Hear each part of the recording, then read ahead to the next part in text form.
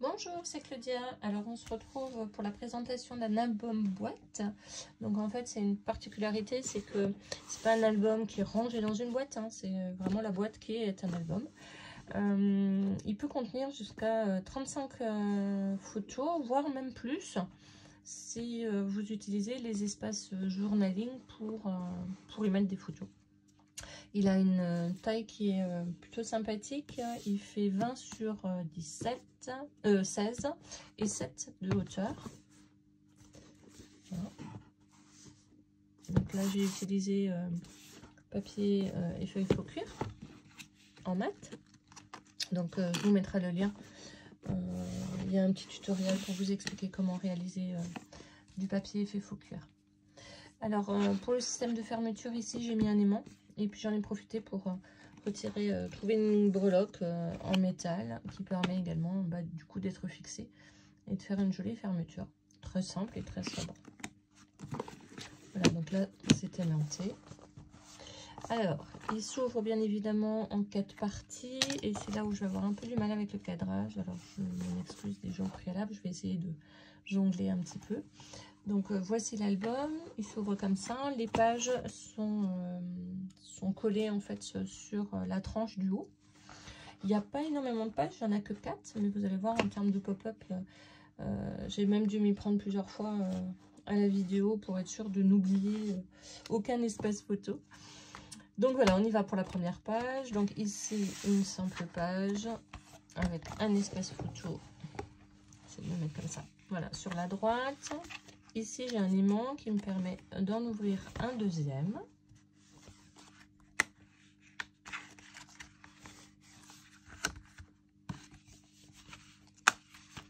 Et hop, on tourne la page. Ici, on va se retrouver avec un...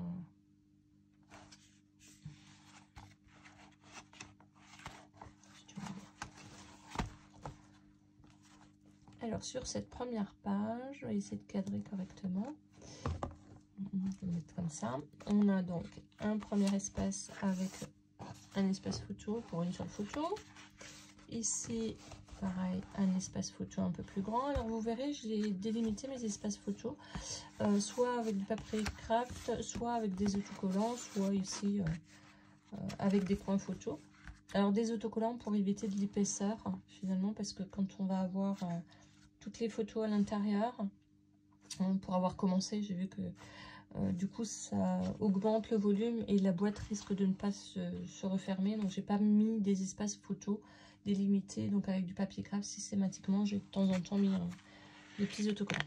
Voilà, ici on s'ouvre vers un premier pop-up. Donc vous voyez, c'est ce genre de petits autocollants pour pouvoir fixer la photo. Alors c'est moins joli, mais ça limite les surépaisseurs en fait.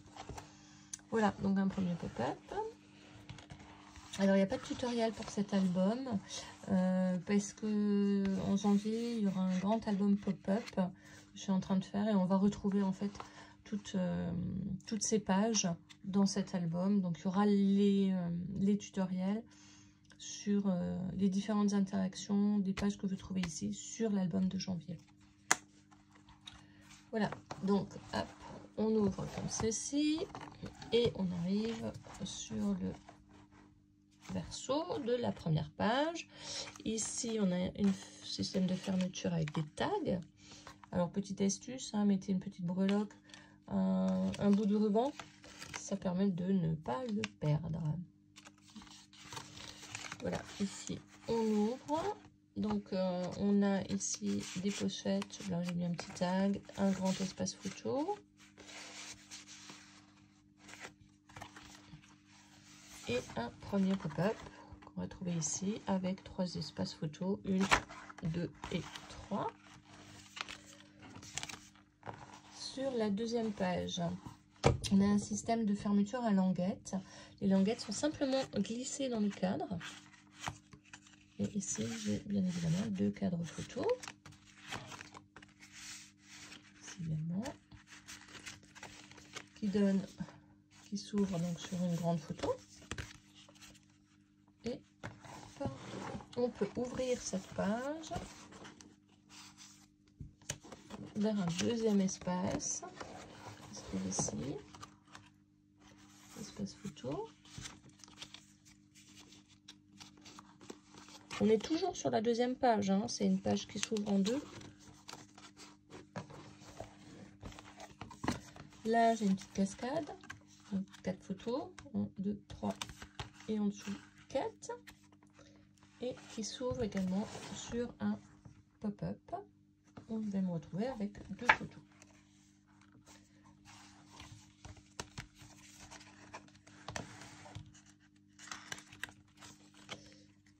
Je vais le refermer tout de suite, sinon les languettes, elles vont nous déranger.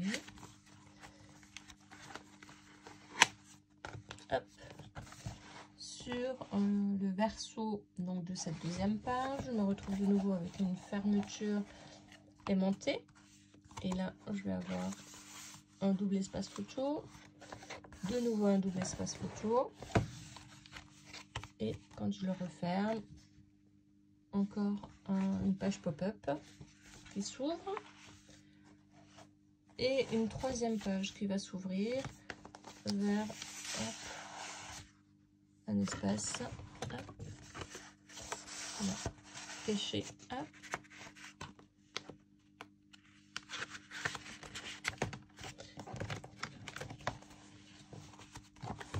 On arrive à la dernière page. Ici, quand on ouvre, on a un espace photo ici. Et puis ici, on a un dépliant. Où on peut mettre donc jusqu'à 5 photos. 3 de ce côté, 2 ici.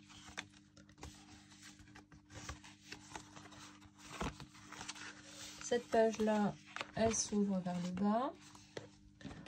Et on se retrouve encore avec un espace photo ici.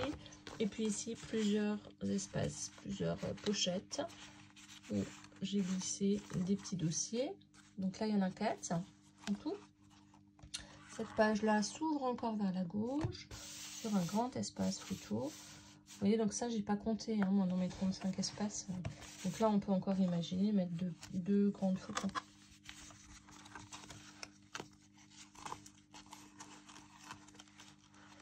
Et on arrive au verso de cette page-là. Alors, une pochette. Et on arrive vers un pop-up. Cette page-là, elle s'ouvre encore vers la gauche. Ici, j'ai un système de fermoir à carte. Un grand espace photo. Et vous l'aurez compris, ça s'ouvre encore sur la droite.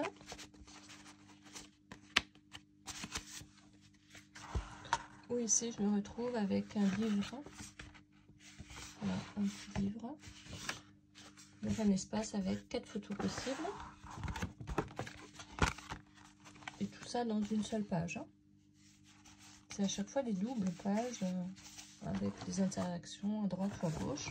Et enfin, sur le bas de ma boîte, j'ai toujours une photo où je range, là en l'occurrence, les photos que je vais mettre dans cet album. Parce que il n'est pas destiné à être ni vendu ni offert, il est pour moi. Voilà, j'espère que ça vous a donné quelques petites idées de présentation un petit peu plus originales. Enfin, ça change un petit peu de ce qu'on a l'habitude de faire. Et je vous retrouve pour le prochain tuto. À bientôt!